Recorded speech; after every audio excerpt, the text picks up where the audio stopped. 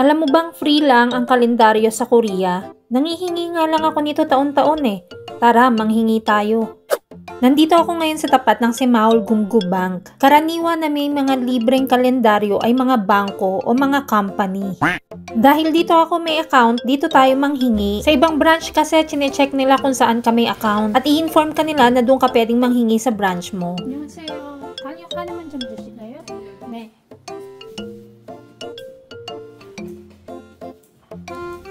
감사합니다. So ayan si madam nakahingi na ng libreng kalendaryo.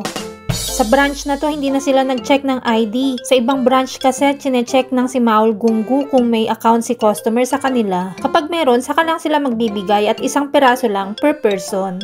Kapag medyo late ka na nakahingi, hindi ka na makakakuha, mauubusan ka na tulad ng 2022. Naubusan kami, wala tuloy kalendaryo. May ibang bangko hindi gumagawa, may iba naman na maliit lang ang meron sila pang table. Kaya kung wala ka pang kalendaryo para sa next year, at wala ring libreng kalendaryo ang company nyo, manghingi ka na lang sa bangko. At i-comment mo na rin sa baba kung isa ka sa mga nakahingi dahil napanood mo ang video ko. Bilisan mo na, mauubusan ka na. Kung gusto mo pa ng mga ganitong kwento, wag mong kalimutang i-like and share ang video ko. O siya, sa susunod na kwentuhan ulit. Annyeong!